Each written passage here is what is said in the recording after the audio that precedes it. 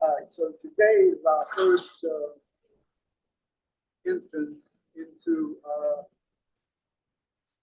the book, The Way to Patience, Gratitude. Got to get over this soul out. So I got to get over Philadelphia this week.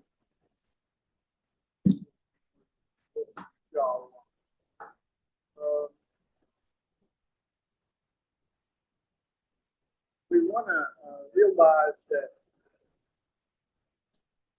patience and gratitude are very, very important.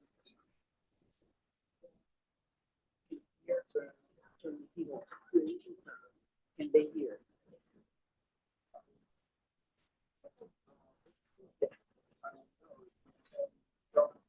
I need you to speak up just a little bit louder.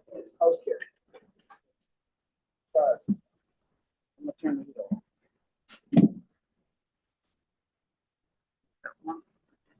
The title of the book again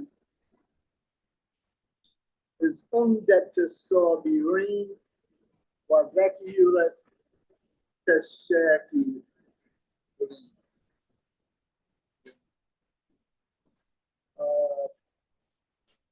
The way to patience, sabr, and gratitude. Shakirin. We want to understand that these two dispositions are very, very important in Islam. Why so? Allah says, Yuhibbus Sabirin. He loves the patient people. He loves them. And the Shaitan Rajim, he told Allah, Azza wa Jalla, he said, I will approach them from their front and their rear, from their left and their right, and I'm sure you will not find most of them. What did he say? Help me out. We're in this great, right? You will not find most of them great. So that tells us these two aspects. Actually, this book, Patience and Gratitude, is one of the books that you would cover or read when you're talking about the psychology of Muslims. The psychology of Muslims. Because that psychology that we have is really what places us above other people.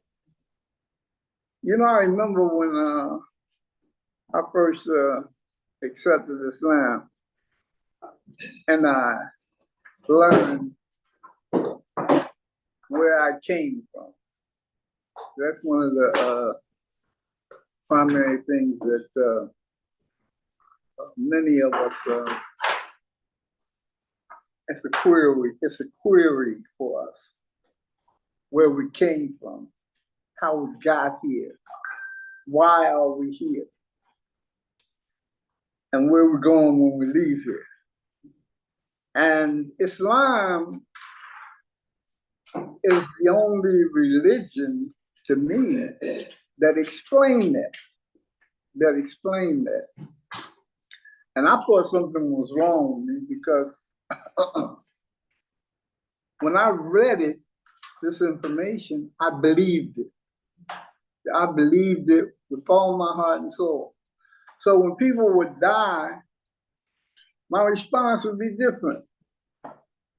You know, I mean, close relatives, my father, you know, my mom, you know, people would be, you know, overwhelmed by emotion. But in my mind, I knew that one, Allah was merciful and that He is just.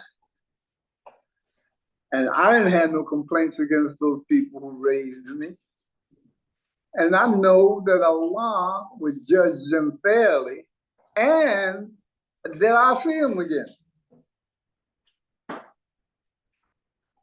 Now, that came from Islam.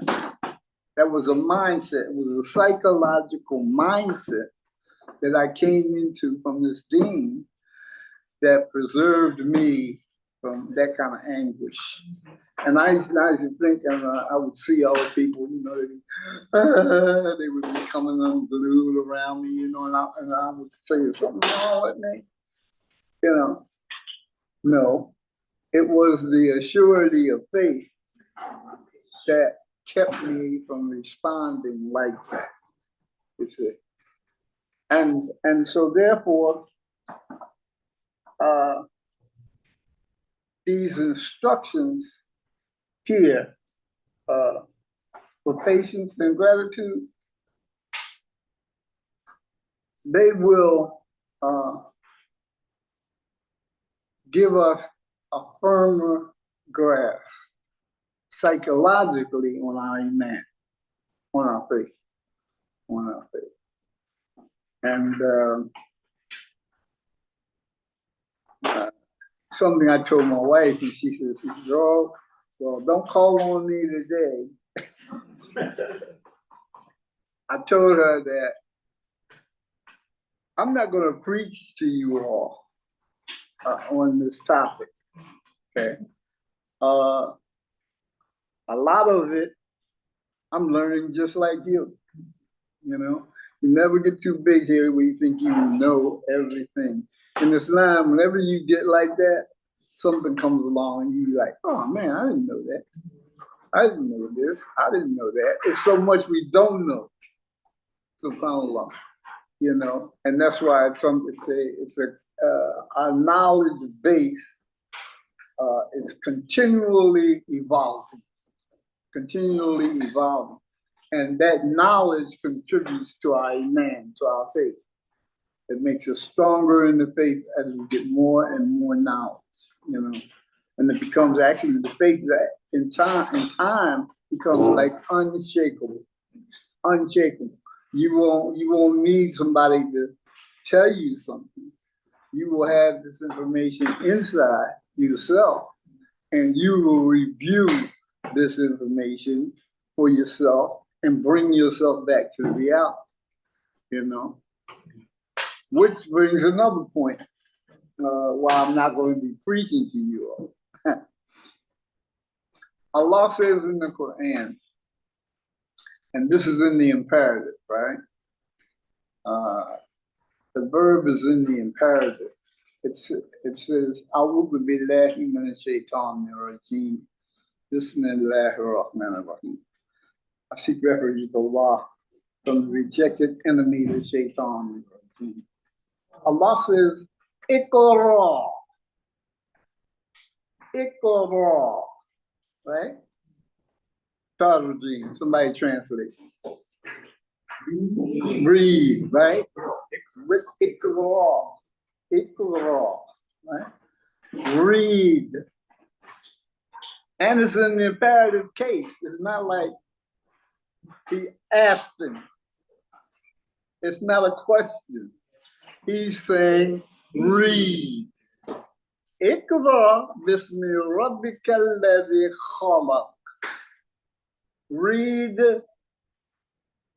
in the name of your Lord who created you. And that's what we're going to do together. I'm not going to preach. We're going to read. And we pray that Allah will bless us to get some information from what we read.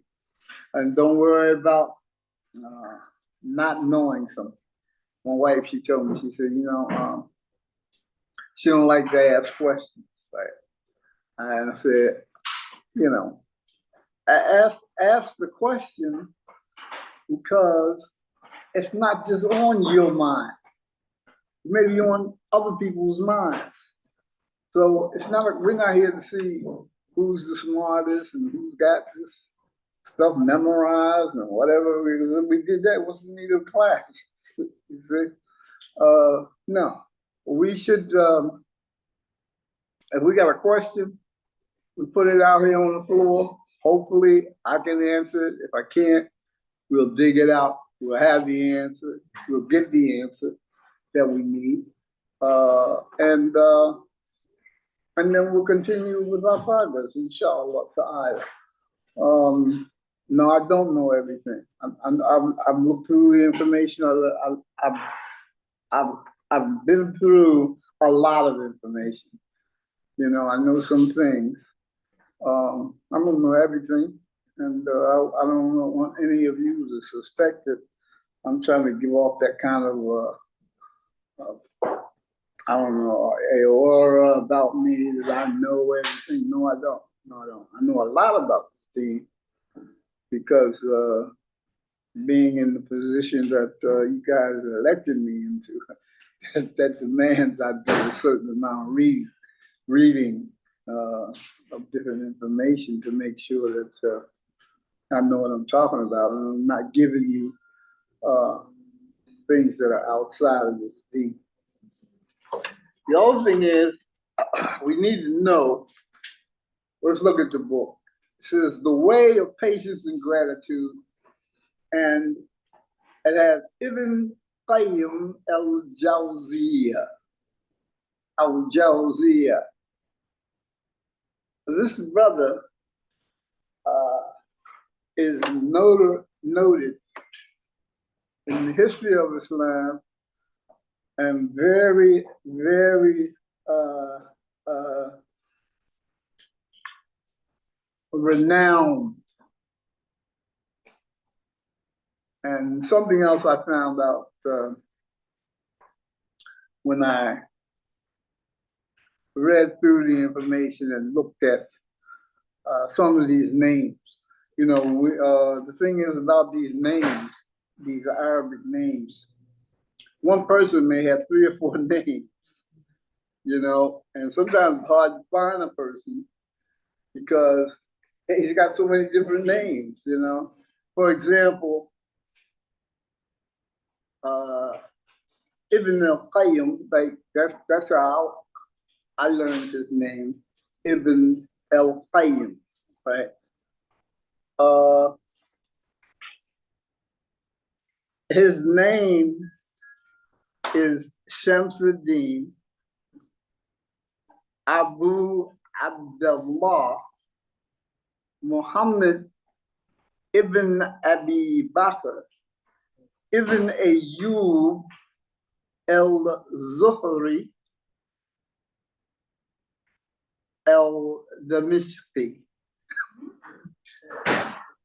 Hanbali. Now that's quite a name. So what the Arabs used to do, as instructed by Allah, well, let's say Allah instructed them in the Quran. He said, call them by the names of their fathers. Remember reading that? So when we look at this name,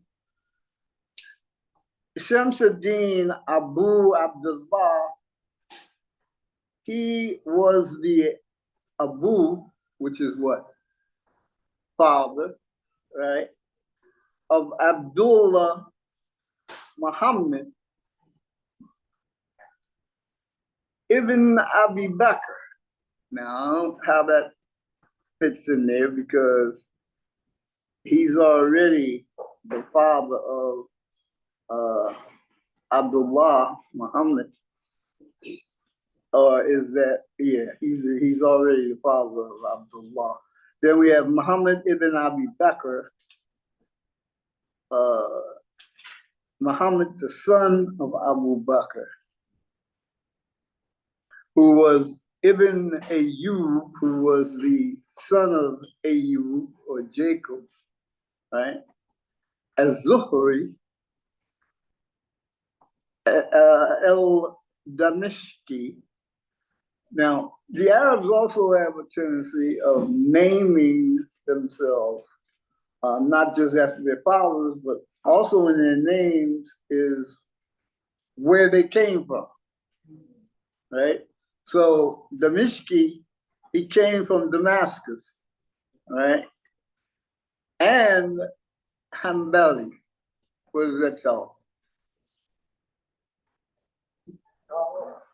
It was, yeah, but Hanbali. We know Ahmed ibn Hanbal, right? He's a follower of Hanbali? Exactly. They also put in what school of thought he followed. All right, so he followed Ahmed ibn Hanbal's jurisprudence on Islam. All right, that's just one of his names. All right, he is also called Abu al-Wafaydan Imaduddin al-Quraishi. What does that al-Quraishi mean? That he went back to the Quraysh, right? Somehow his bloodline gets back to the original tribe that the Prophet himself came. Okay.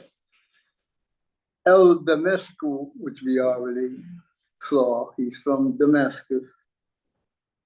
He was born in 1300 AD and he died in 1373. So he lived to be 73 years old. Okay. So let's look. I got some notes here from Google on our brother. It says that he's commonly known as Imam or as Ibn Qayyim al-Jawziyah. So when you hear this name, Ibn al-Qayyim, this is the same man with the 99 attributes here.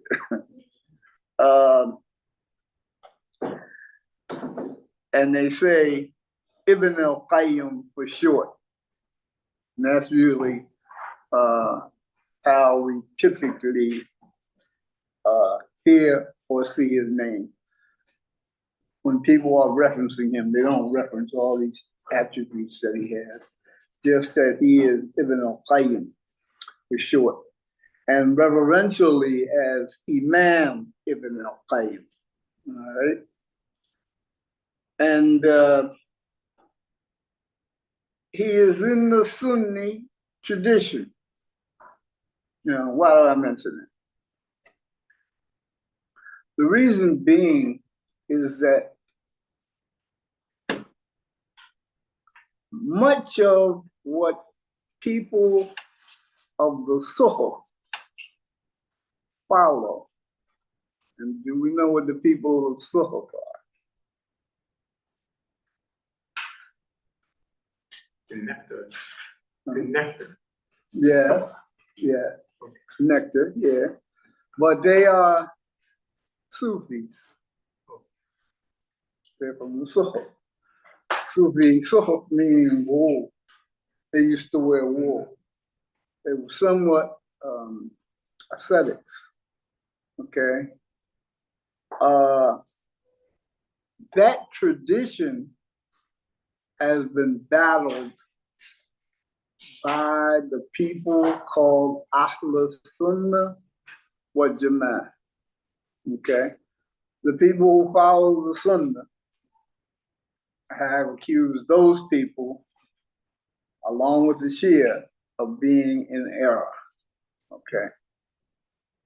Which really surprised me because this book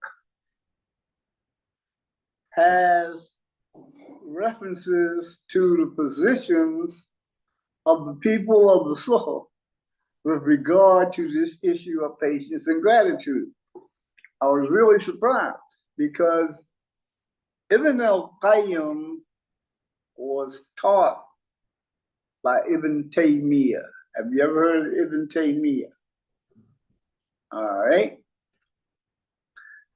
Ibn Taymiyyah, his brother was so tough in Islam, he was called the Sheikh of Islam. That's how heavy he was, okay? Ibn al-Qayyim studied under him. So it surprised me that they used Sufi references all throughout the book. Because now what does that tell us? They're not all wrong. That's right. They're not all wrong. They're not all wrong. If these guys of this level, Ibn al-Qayyim, Ibn Taymiyyah, the hardheads I'm talking about, in Sufi and Sunni Islam, are referencing these people, then that means we can't just brush these people off and act like, you know, I don't need to, I'm not gonna read this because this is some Sufi stuff. This is even some Shiite stuff. Some people, they won't take anything from the Shia. And there's a lot of errors from our studies on the Shia side, but they have a lot of good information. Yeah, I'll leave that alone. All right, so now, he was an important, going back to Ibn al-Qayyim, important medieval Islamic jurisconsult. That means you want a legal ruling, you go to see this guy. All right. Theologian and a scriptural writer. And he was born January 29th, 1292 in Hawran, and this is in Syria. And he died September 15th, 1350, in Damascus, which is also in Syria.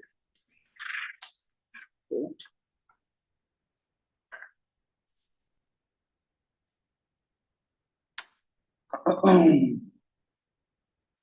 Interesting enough, he was influenced by Ibn Taymiyyah, who we talked about a little bit earlier, Ahmed ibn Hanbal, Ibn Qudama, and Ibn Abdul Bar. He did have children. His parents was Abu Bakr, well, they said parents, but they only got the dad here, Abi Abu Bakr bin Ayyub. That's how he got those names in the middle there. All right.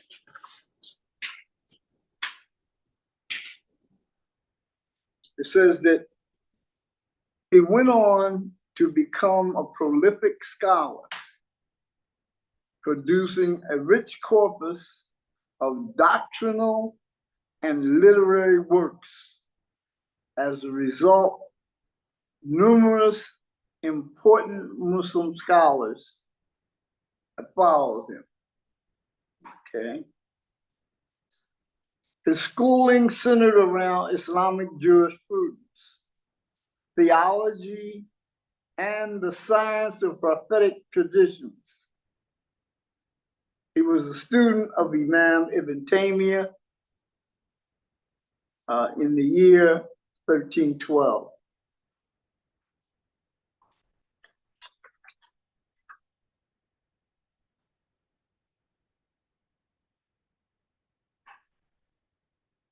And again, he's a famous Sunni Islamic jurist.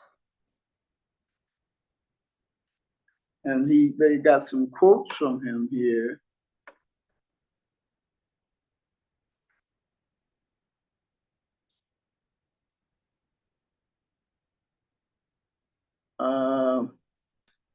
He says, and this is important for us as a psychology. When Allah tests you, it is never to destroy you. That's interesting. Because some people think, if Allah's against them and something happens to them. No. It's just to test you because, believe me, it's one coming down the pike. Much worse than the previous. Yeah.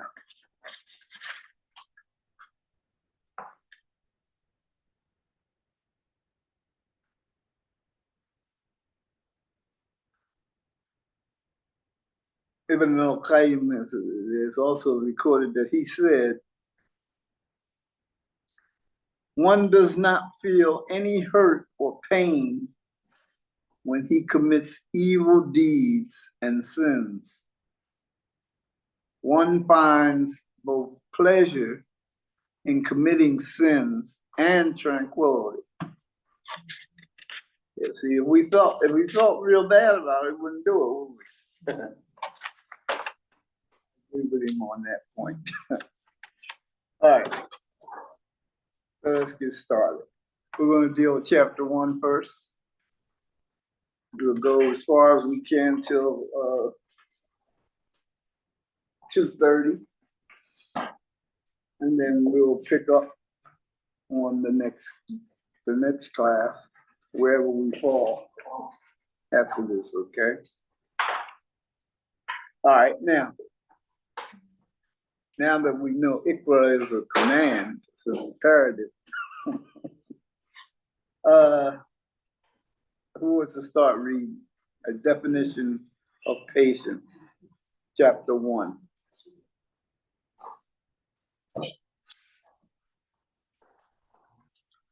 Now, you don't have to buy the book, but it's good to have the book. You can search it out on the web. I downloaded it on my laptop, and I also downloaded 10 volumes of Ibn Kathir. I have that on my laptop too. You got all 10 of them? Yeah, it gives you all 10. Yeah, it's about, what was it, 5,000 pages? I forget how many pages. No, it ain't 5,000. Yeah, it's a lot of reading. Yeah. Well, you figure if it's going through the whole Quran. Yeah. Those are the whole Quran. Right. Okay, who wants to start our reading? Go ahead. You said chapter 1, right? Yeah, chapter 1, definition of patience. Okay. The Arabic word sabr means restriction and detention. In Islam, it means to prevent one's soul from reaching the point of despair and panic, and to refrain from tearing one's clothes out of grief. It is a classical word mentioned in the glorious Quran, the Hadith, and the Arab poetry. In the glorious Quran, we read, "And keep yourself content with those who call on their Lord morning and evening, seeking his face." All right, hold on for a minute. Now, this tearing one's clothes, people used to do that. During the classical era, people were doing that. We really can't identify with that today. They would be so in anguish, they would tear their clothes. This was a sign of how hurt they were when occasions occurred in their lives where they, just couldn't understand why. In fact, there was a time where they used to have people who were professional wailers, you know, and you would put out money, have these people come to the funeral of your mother or father, or yours even, and what they would do is wail about you, and why God shouldn't have took you, and you know, you were such a good person, and you know, they ripped their clothes, and you paid them. You know, paid them. Man, that was quite a show at so and so. That jazz man was really out there. You know? They didn't have to know you. No, they didn't have to know you. You know what I mean? You know, they just would, you know, celebrate your death. You know, and the bigger the show, the happier the people were. You know, that was quite a show. You know. The other thing was I wanted to make comment on, and any of you are free to make comment on anything that we come across here. How many of you remember this ayah that was referenced here? And keep yourself content with those who call on their Lord morning and evening, seeking his face. That's 103. Right, right. No. No, that's not, It's something we read every week if we can. Yeah, it's called, right? Why Allah gotta tell us that? Because we're coming to a set, right, as human beings. And we'll pick the faces that we like. And the faces that we don't like, well, we don't like the person. And here, Allah is with Jalla, that's what it says, the Arabic word sabr, which is patience, right? It means restriction and detention, right? Here, Allah as Jalla is telling us, keep yourself content with those people who are around you. They make ruku'ah with you. They bow with you. They pray with you. You have to make yourself. You understand? You come under the discipline, and that takes patience. It takes patience with you. You have to make yourself like and love those people. It doesn't have nothing to do with how you feel about somebody. You know, you don't like the way they dress. You don't like their complexion. You don't like this, or you don't like that. It has nothing to do with that. Allah says, make yourself content with those people. Why? They're believers like you. They believe in the same God. They believe in the same book. They eat the food that you eat. And they stand in the ranks with you, side by side. So we gotta get rid of, you know, picking our people based on how they walk, you know, how they do certain things. You know what I mean? No, you have to make yourself content with those who call on their Lord like you do.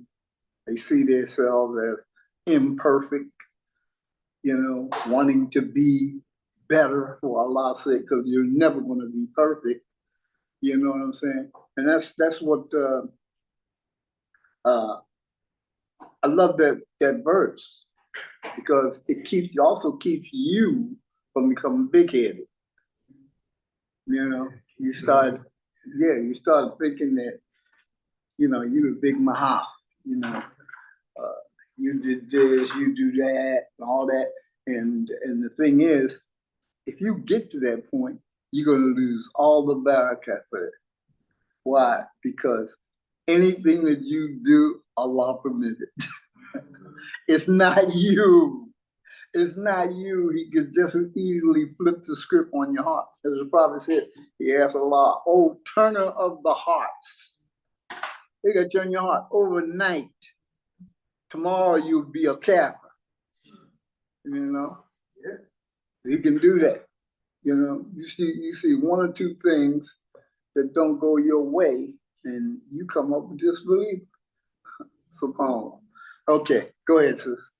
In a hadith concerning two people, one of whom held a man to be killed by the other, the Prophet, peace and blessings be upon him, said, the killer must be killed and the severe must be put into sabr.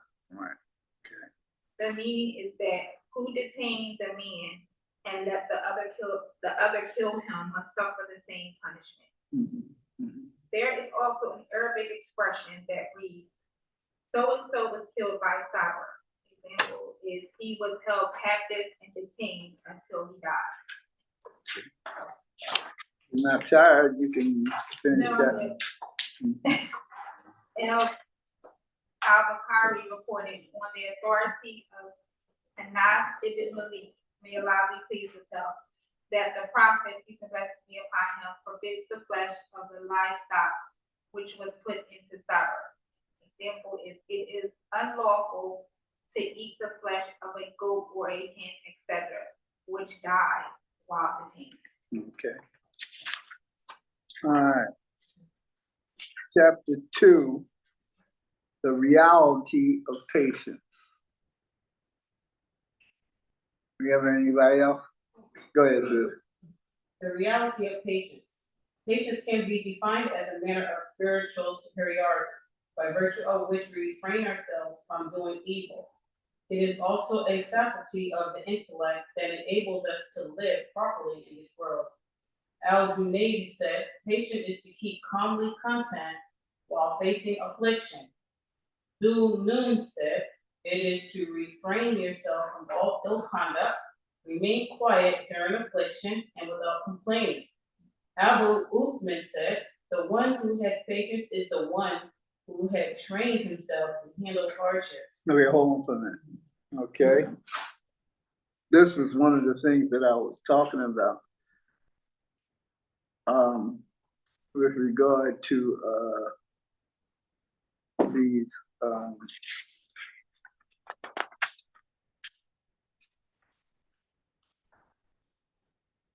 various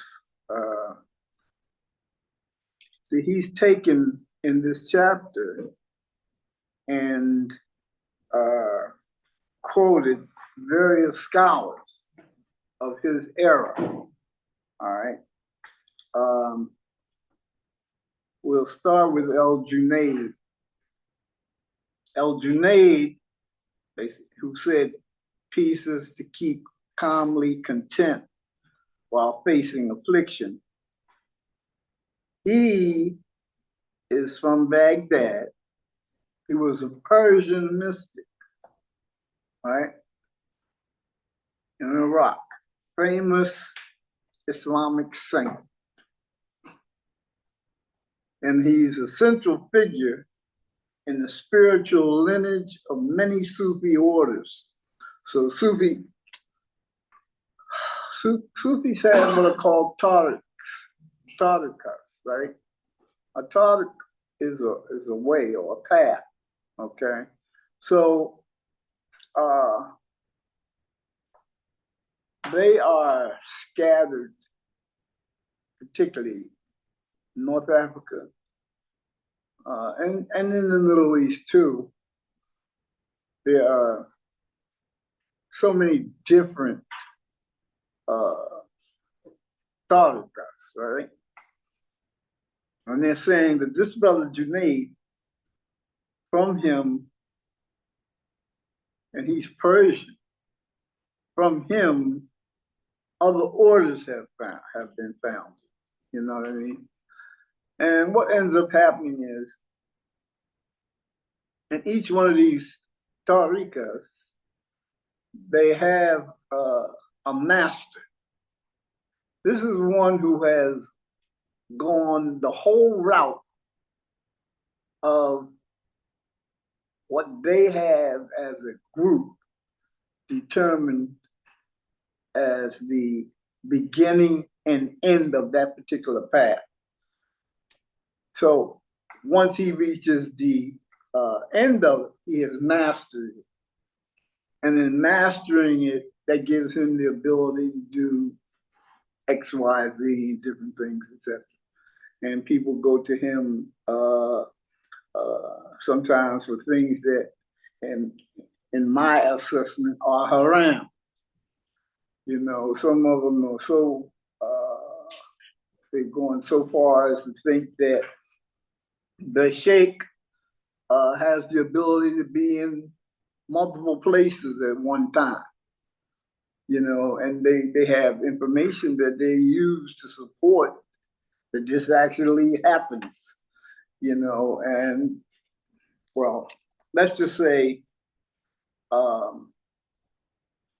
the simple path is that Muhammad sallallahu alaihi wasallam demonstrated for us, and that is the path that we should be on and try as hard as we can to hold fast by that route and not wander off. You know,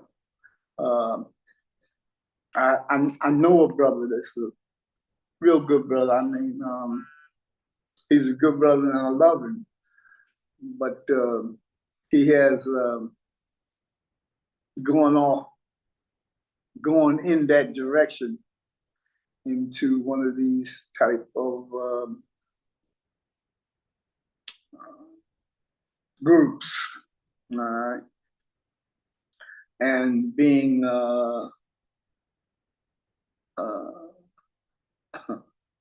affected by some things. How many of you have ever dreamt of the prophet? You ever dreamt that you saw the prophet?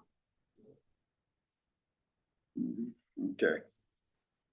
Well, in the Sufi tradition, that is something that happens. The people believe that they actually see the prophet in their dreams. And he himself said that's possible.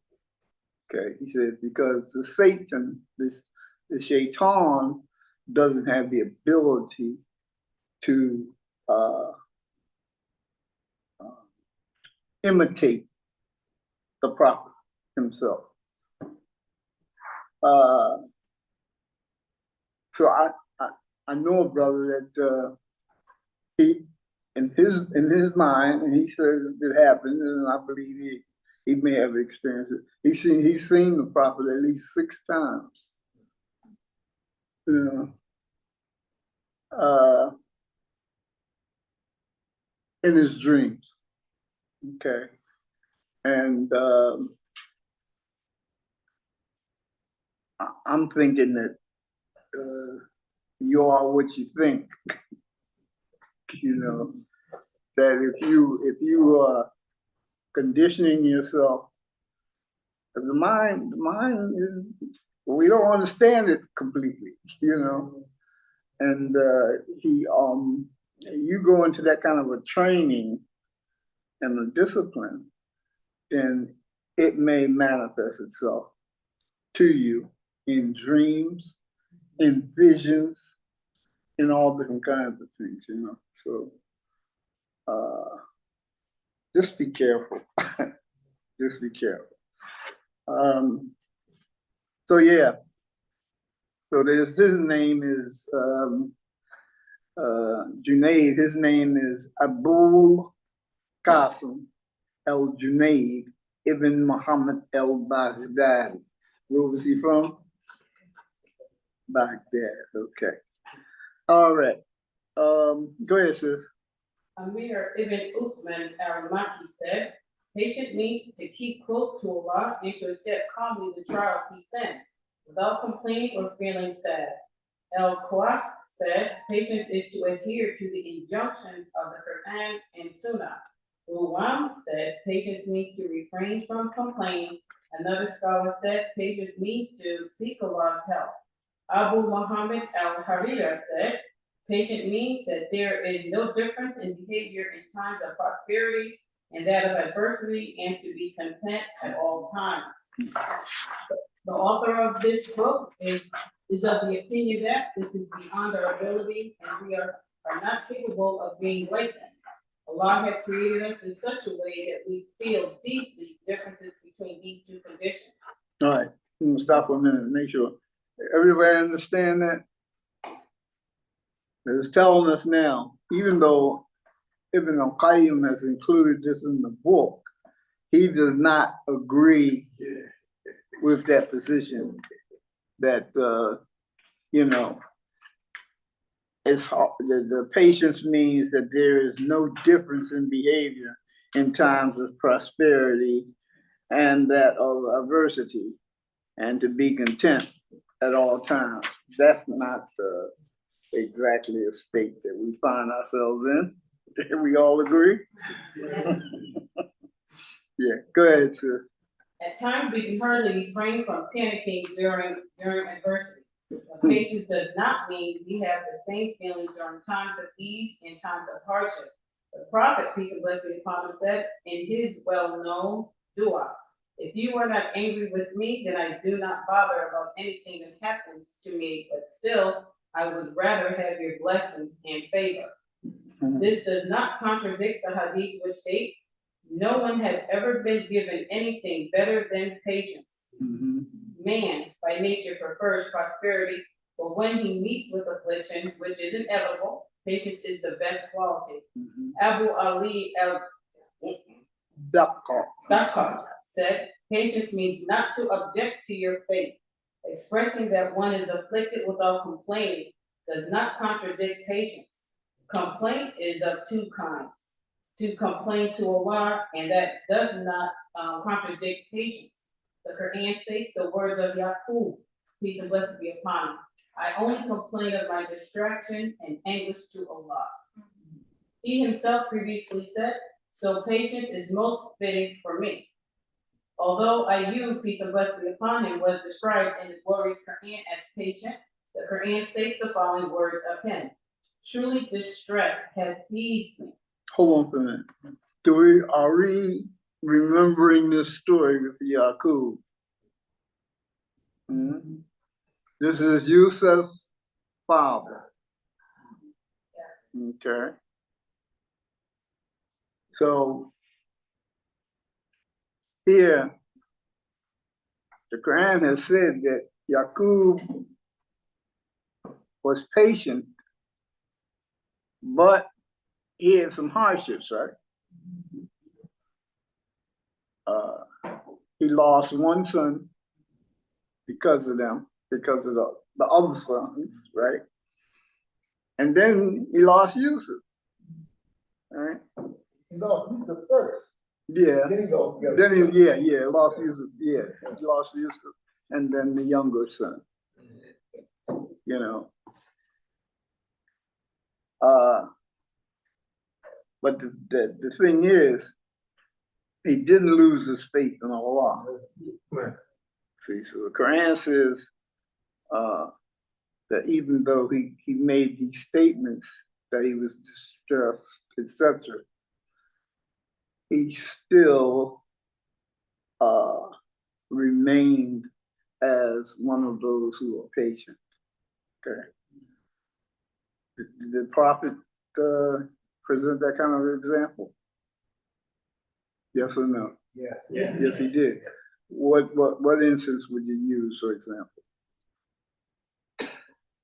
During the times of oppression in Mecca. Right. Right. How about the loss of Ibrahim? He lost his son. He lost his son. Only boy. When the Quraysh going around telling him, the guy, you know, all we got to do is wait for him to die, because he ain't got no boys. Is it? Yeah.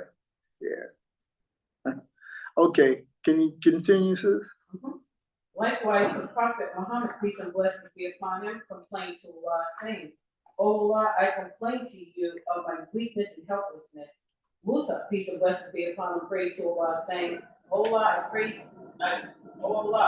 praises to you, and complaint is made only to you. You are the only one whose help we seek and in whom we put our trust, and there is no power or might except yours. To complain to people by either speech or behavior, this is contradictory to patience. It was also said, patience is courage. Therefore, people say courage is to be patient for a brief time. The soul is the mount of which we ride to paradise or hellfire, and patience is its rein. Without a rein, the animal may redirect its course. El-Hajjaj said, suppress your own souls because they are looking forward to committing sins. May Allah have mercy on whoever that was bound it to Allah's obedience. Keeping away from disobedience to Allah, to be patient, keeping away from Allah's forbidding things is easier than to be patient in his punishment. Hold on for a minute. Now, what did Allah say about our souls with regard to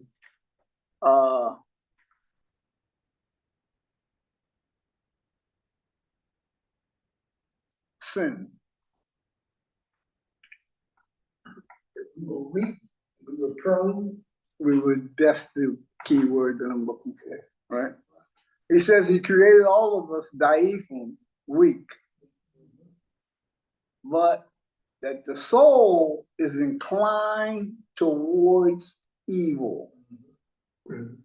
And who said that? We just covered that information on the other page. What did Yusuf, alayhi salam, what did he say about them women? Hmm? Yeah. He said if it wasn't be for, in fact, Allah says, if it wasn't for the signs of his Lord, he would have been seduced. Right? And he said, and he told them that I'm not above this kind of stuff. Where the soul is inclined towards evil. Why you think Allah did that to us? I'm just asking your opinion. So that you can make a choice. So that you can make a choice. Is that right? He said he showed you two highways. Choose you the way that is best. Right? Yeah. So the idea is that kind of an exercise is a test for you so that you can grow stronger.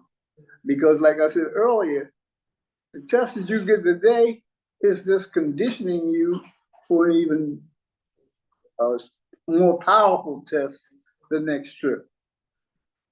He takes us in stages.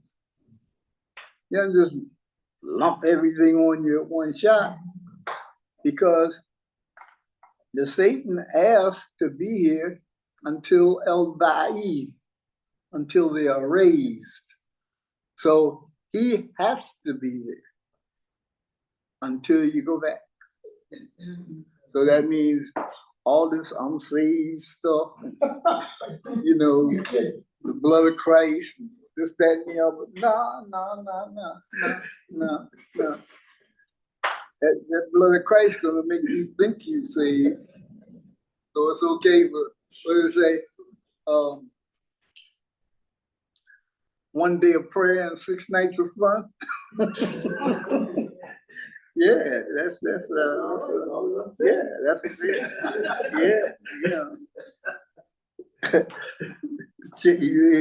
the song say your chances of going to heaven is 6 to 1.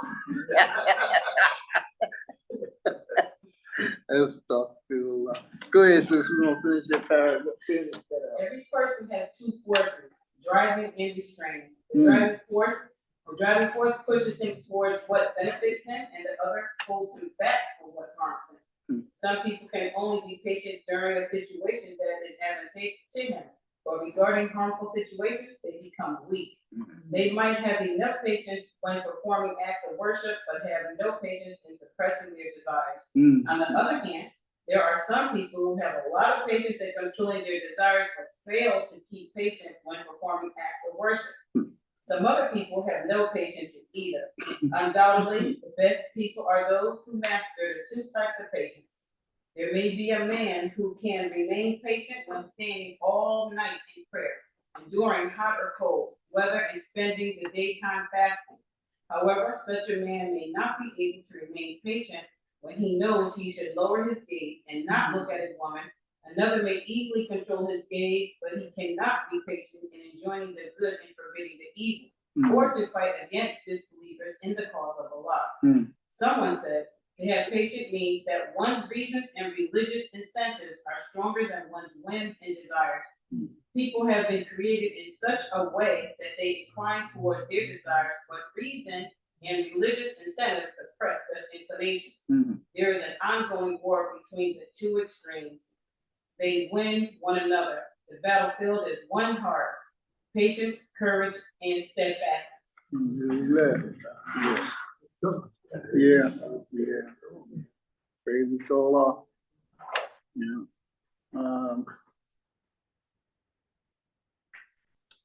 So again, as was stated here, the best people are those who master the two types of patience. Okay? Yeah. And look for it. Yeah. Look for it. And be careful how you judge. Because you may be patting yourself on the back for one thing, but neglecting something else. So we should stay in that position of begging. We should all be Abdullah. We should all be slaves of Allah. Stay in that position. Don't never get arrogant. Never think that, again, as I said, you're the big whoopee. Always ask Allah for more perfection. For more perfection. And when you fail, acknowledge your failing. And acknowledge your failing. Allah says to us in the Quran, don't consider yourself righteous. Isn't it all that? Yeah, because some people do. They consider themselves righteous, and they aren't. They're just looking over here. They're looking at this file of paperwork, but they forgot the book. The book is full of stuff. And the law says that on Yom Qayyim, it's all in the book. Everybody gonna be given their own book.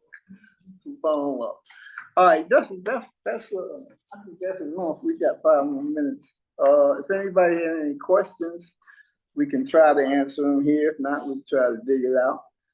Or anything they want to add to what we covered so far today. It's open. You got 3 minutes. Inshallah.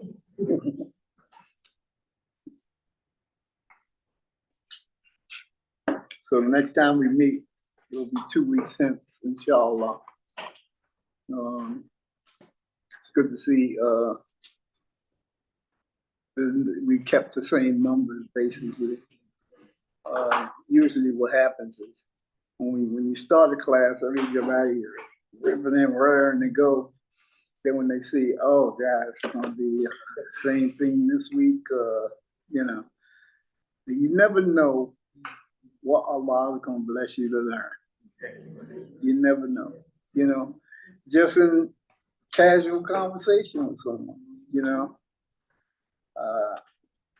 I was telling a brother last week that you come to these classes, and I really don't care what class you go to, you're not going to have anything, get anything out of the class, illa mashallah, except as Allah wills. He tells us that in the verse of the throne. I asked because that you will not have any of his wisdom given imparted to you, except as he wills. So I always go, I don't care who keeps teaching, Joma, or whatever the case may be, because I know I'm going to get what Allah wants me to have. You see, yeah. And Allah says in the Quran that certain believers, if they don't get a heavy downpour of water, right? They don't grow.